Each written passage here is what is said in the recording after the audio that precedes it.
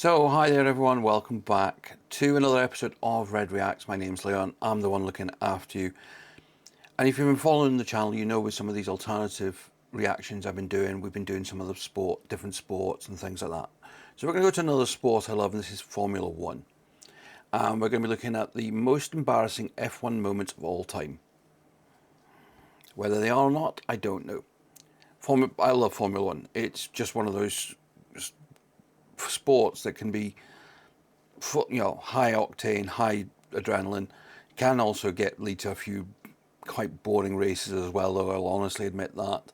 But this should be fun. So if you enjoy it, please do hit that like button, subscribe to the channel with the notification bell. Thoughts, comments and requests below.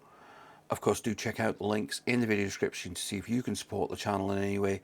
And of course, the community tab in case there's any updates and announcements.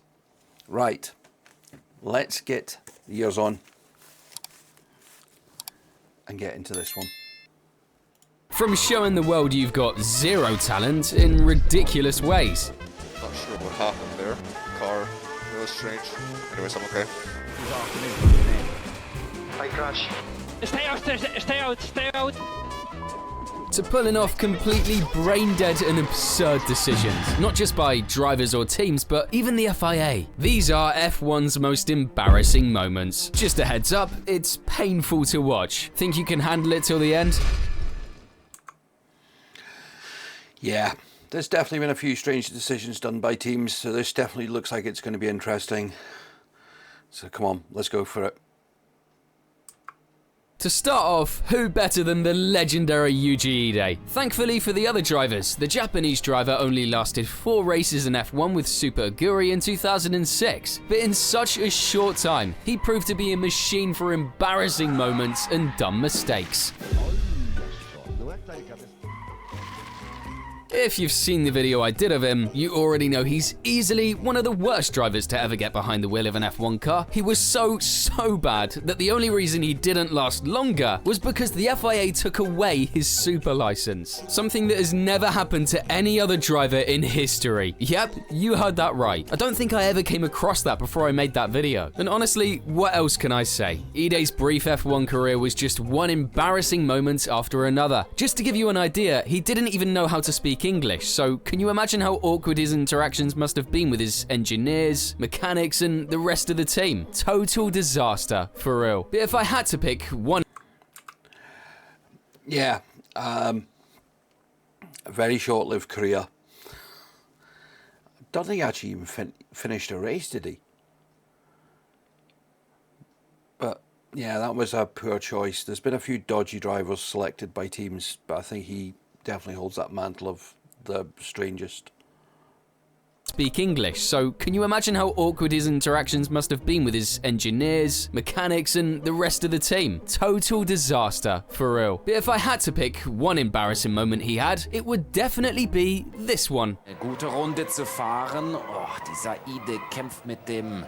Just a little mistake, right? A quick reverse and it would have been no big deal. Well, not for Ide. Yeah, Ide didn't even know what to do. He was stuck and couldn't move the car. Even his race engineer had to jump in on the radio. To put reverse gear. Try to put reverse gear. And nope, you're not tripping. Put reverse gear. Because Ide was absolutely useless, they even had to bring out the red flag. Have you ever seen anything like this? Just surreal. But just a few moments later, the impossible happened. Honestly, I don't even know what I've just watched. I can't even imagine how embarrassed Ide must have felt getting out of the car. No wonder they took away his super license so quickly. He totally earned that. Moments like these where a shitty driver proves... I mean, that's ridiculous. I mean, if you can't even put the car in reverse, there should be simple tests they do have to do before they're even allowed in a car. I mean, that to me is as much the team's fault as the driver's fault. If anything, more the team. Why did they choose someone so inept? I can't even imagine how embarrassed Ide must have felt getting out of the car. No wonder they took away his super license so quickly. He totally earned that. Moments like these where a shitty driver proves they can't even drive while a ton of better ones could be in their seat are just downright pathetic. But what about when the FIA mess up? That's when F1 turns into a total cringe fest. And it's happened way more than just once or twice. But the day F1 really turned into an embarrassing and pointless circus was at the 2005 United States GP, which a lot of people call the worst race ever, and honestly, it's not hard to see why. That's As soon as he said down to the FIA, this I knew was going to be the incident. This was probably one of the most embarrassing moments of my whole life watching Formula One, because it was just mental. Embarrassing and pointless circus was at the 2005 United States GP, which a lot of people call the worst race ever, and honestly, it's not hard to see why. That season, there were two tyre suppliers, Michelin and Bridgestone. Most teams went with Michelin. I'll stop. At the moment, there is only one provider, and a lot of the time there is only one. But this was one of those spells where there was two. While only 3 used Bridgestone, Ferrari, Jordan, and Minardi. It's actually wild to think there was more than one tyre supplier back then, right? But I guess that at least made things more interesting, with strategies based on how each tyre did at different tracks. At Indianapolis, some Michelin teams had a few accidents during free practice because of tyre issues. Apparently, the reason the tyres were literally blowing up was because of the banked high-speed turn 13 on the track. This part of the circuit was used by NASCAR and IndyCar, so let's just say it wasn't your typical F1 corner. It was a super fast corner that not only created massive G-forces, but also put a lot of stress on the aerodynamics and tyres. That's when Michelin said they couldn't guarantee their tyres would be safe for the race, since they weren't sure they could handle all the stress from turn 13 for that many laps. After that, and once qualifying was done, Michelin, the FIA, and the teams obviously started negotiating about what to do. They couldn't just leave it like that, right? I mean, it was way too dangerous for the drivers. Michelin suggested changing the corner by adding a chicane to slow the cars down. Kinda makes sense, right? Hours and hours went by as they tried to... I remember this debate ongoing. It was shocking that there was no decision made, especially when, I mean, there was lots of cars, lots of issues. Man, takes you back. It was way too dangerous for the drivers. Michelin suggested changing the corner by adding a chicane to slow the cars down. Kinda makes sense, right? Hours and hours went by as they tried to figure things out, and guess what happened in the end? Well, there was no agreement between everyone, so the GP was going ahead as usual. How could they leave it like that? 100,000 people in the stands, all the drivers lined up on the grid, revving their engines, ready to kick off the race. What's gonna happen with the Michelin tyres? Honestly, no one knows. And actually, no one will ever find out. It seems we have, instead of a clarity of purpose here, a state of confusion. And Coulthard, for one, is wanting to race. McLaren look like they're getting ready for their cars to come in. McLaren, Toyota, there's the pole sitter, Jarno Trulli, pouring into the pits, and just listen to the crowd.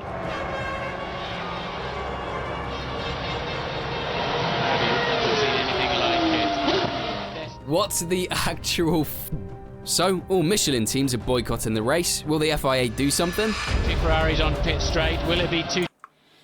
And that's it. We were all watching, and everyone pulled into the pits to technically retire the cars, because you had to take the start line. That was the thing, is if you didn't line up, of course you weren't deemed to have actually taken part, and you had to, it's part of the rules. Teams have to take part if they've qualified, unless there's a valid reason. And because no agreement could be reached, this stupid event happened. Two Jordans and two Minardi, so it looks like we're going to have a 6-car start. 6 cars outside our window here. No way. I think this is the first time I've seen something like this. A race with 6 cars. For real? What a joke. Imagine paying a ton of money to watch this. Easily the worst and most ridiculous race ever. The Ferrari comes out of that turn 13, which caused the problems. Across the line goes Michael Schumacher. While the Ferrari drivers didn't even know how to act on the podium, Thiago Monteiro, who got his first and only podium in F1, couldn't care less. After that embarrassing day, the FIA and F1's image was trashed for a long time for letting such a ridiculous thing happen, and obviously fans were asking for refunds. F1 made a total fool of itself that day, and Eccleston and the big shots paid the price for it. But the FIA aren't the only ones that paid for making a fool of themselves. You know who else has? Of course, Ferrari. And yeah, the team that usually makes the most dramatic mistakes. They've made some absolute howlers. And he will definitely... Oh no! No. I'm not even talking about that. I mean the infamous 2002 Austrian GP, where what they did was just plain stupid and unnecessary. It was the 6th race out of 17, and Schumacher had already won 4 and grabbed a 3rd place, leading the championship with 44 points. Juan Pablo Montoya was 2nd with 23. Safe to say, everyone expected the German to dominate again and take his 3rd title in a row. Meanwhile, Barrichello had a rough start to the season. 3 DNFs, 1 race he couldn't even start, and only 1 podium. But when they hit Austria, everything flipped. It was the perfect weekend for Barrichello, and with Schumacher right behind him, Ferrari couldn't have asked for a better race. Or could they? Are Ferrari just playing with us, saying, okay, let Michael close up, but we're going to let you in anyway? Or are they saying, no, Rubens, you have to move out of the way. It'll all come down to the last corner. Let Michael pass for the championship. Let Michael pass for the championship. I hate team orders. Hate team orders. This was just an absolute joke. There was no need for it. Absolutely no need for it. And I said, yeah, not again a great point in Ferrari's career. Are they saying, no, Rubens, you have to move out of the way. It'll all come down to the last corner. Let Michael pass for the championship. Let Michael pass for the championship. The last corner, and Barrichello, is he going to win, or is he going to allow Michael Schumacher to take the victory? That is a disgrace. That is a disgrace. Oh, I am so disappointed. Michael Schumacher, the race winner in Austria. What the fuck was happening? The fans, the journalists, and pretty much everyone was left stunned, which was just ridiculous. This really ticked off the crowd, the fans, and the press.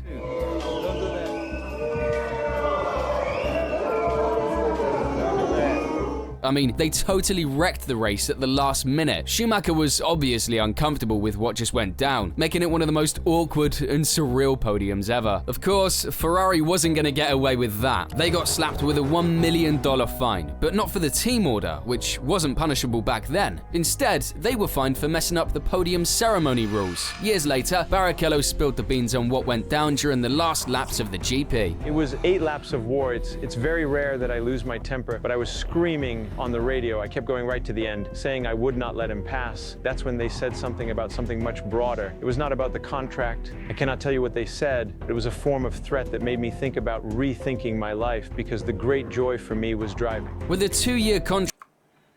And that's wrong. I mean, that's why there should never be team rules. Because, or team rules, team orders. It should be about the track position. And if it's 2 teammates battling it, let them battle. I mean, I know at the end of the day, there's 2 titles. There's a team championship and a drivers' championship, and for the team championship is the important one. But if both your drivers are doing well, you're going to win the team championship, and the sport's going to be clean.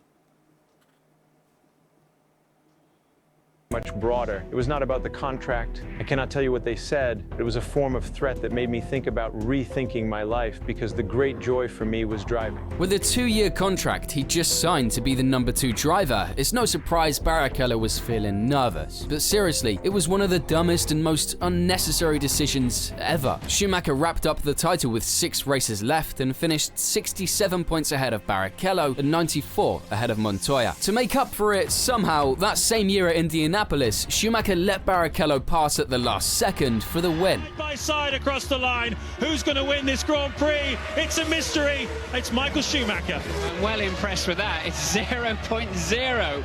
Barrichello's been given the win No comments on the unnecessary mess Ferrari made that year. They put their drivers through all those super embarrassing and absurd moments. But as I know, you guys love ridiculous screw-ups too. So let's check out some mistakes that had everyone laughing their asses off. Remember Grosjean? And that's it. I mean, that was the team. But Ferrari do that. They're not necessarily, when it comes to strategic decisions, the best at making them. And anyone who knows Formula One will probably, well, mostly agree with that, I hope.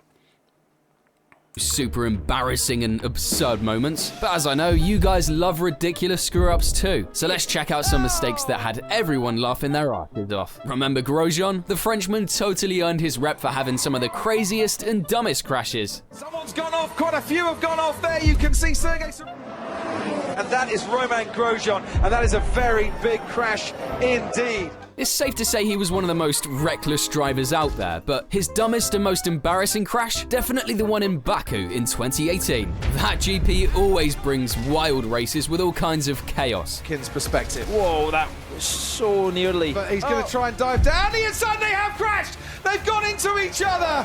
Daniel Ricciardo late braking. And just when there was supposed to be a break, well... Oh, someone's crashed under the safety car. It's the Haas. Crashing behind the safety car. That's got to be some new move from the Woats. But that wasn't even the worst part. There's not much you need to say to that, really, is it? You crash behind the safety car. How silly is that? Oh, someone's crashed under the safety car. It's the Haas. Crashing behind the safety car. That's got to be some new move from the Woats. But that wasn't even the worst part. What happened? I think Ericsson hit us. Seriously? What a dumb move by Ericsson, huh? Let's take a look. We might have helped stop it there, but oh dear. A bit wrong to say that Ericsson hit him. Absolutely Ericsson's fault. And back in the garage, that glove was closer to hitting his engineer than Ericsson was to hitting him. But at least Grosjean isn't the only driver to crash under the safety car. Even the GOAT has pulled off the same embarrassing mistake. Where you snatch the front brake. Gate on, the car just didn't turn. I just crashed into the hairpin. But that wasn't even his most embarrassing screw-up. Remember what happened in Suzuka in 2022? Not sure what happened there. Car, it was strange. Anyways, I'm okay. Blaming the car. Only the GOAT can pull that off. But you know what's even more embarrassing and ridiculous than that? How on earth was that ever going to be the car's fault? Oh, I turned right instead of left. Yeah. Car, it was strange. Anyways, I'm okay. Blaming the car. Only the GOAT can pull that off. But you know what's even more embarrassing and ridiculous than that? The stunt Maldonado pulled during free practice in China back in 2014. Because honestly, I have no clue what was going through his head at that moment. But we all know Crash Store was never your average driver. In China, he pulled off a move that was straight out of a Sunday karting session with your buddies. Come on, who gave this guy a steering wheel in the first place? In the next session, he took it to a whole new level. Pit entry. Seriously, he couldn't even get the car to the pits without wrecking it. What was going on with him? I was going to say, he's not the only person to have gone off at that corner before in the pit lane. But yeah, he was just a mobile chicane. Classic Crash Store radio in action. And his mechanics, they couldn't take it anymore. It looks like making two ridiculous mistakes is something only Maldonado could do. But believe it or not, even some of the best drivers, like Nigel Mansell, have done it too. Much to his regret, many people still remember what he did at the Portuguese GP back in '89. The Brit was having a great race, going from third to leading ahead of Berger and Senna. But when it came time to pit, that's when it all started to go wrong. Yes, Terry Bootson has put up a new fast start to the race on fresh tires, and there's confusion now. What the f*** was that? He almost ran over half of the team. And obviously, he lost so much time that Berger and Senna passed him. But that wasn't all. Driving in reverse in the pit lane was prohibited. And even though the pit crew told him not to, Mansell did it anyway, getting disqualified and shown the black flag. To be honest, it was a pretty ridiculous way to get disqualified. But Mansell, I don't know if he didn't see the black flag or what, but he just kept going like nothing happened. And the worst was yet to come. He was getting closer to Yeah, he's probably one of my favourite drivers of all time, but he did have moments. He's got some classic moments, and he's also got this moment. Denner, so on lap 48, he tried to pass him in turn 1, and it ended up terribly wrong. Back, oh, contact. Senna made the man spun off into the dirt. Oh my god. Seriously, what was up with Mansell in that race? Fair to say that the crash was kind of both their faults, but Mansell shouldn't have even been there in the first place. And after all that chaos and unnecessary drama he caused that day, Mansell had to explain himself. I swear on the Bible I was so involved chasing Ayrton that I didn't see the flag, and I swear that there was no radio communication that I was aware of. Honestly, I don't know if I buy it. What's your take on it? To be fair, if it was Maldonado, I definitely wouldn't buy it. But for someone like Mansell, it could be true. I don't know. And if you've stuck it out this long watching such embarrassing moments, you'll definitely handle this. But it won't be easy. And as always, thank you for watching. I mean, I remember most of those incidents because they're all from the kind of heyday of when I enjoyed Formula One the most. And yeah, I mean, I'm just thinking back with that Mansell one, the claim that, you know, you couldn't have seen it. I can possibly believe not seeing the black flag, but the communications side I don't believe personally, because there's a lot of communication that goes on between the team and the drivers about, you know, tyre conditions and strategy and all this sort of stuff. So yeah, I'm sure they'd have told him over the radio. I think that's probably personal choice that he chose to continue. Maybe he thought, maybe I'll continue and I'll appeal the decision.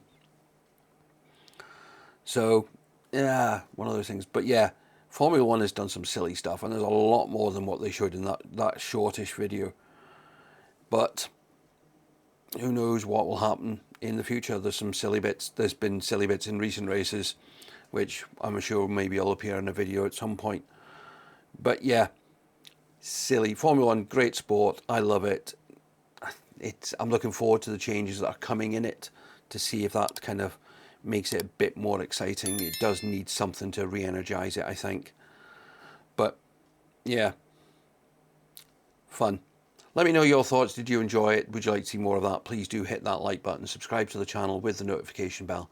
Thoughts, comments and requests below. Of course, do check out the links in the video description to see if you can support through things like Patreon, Amazon wishlist, merchandise and all that.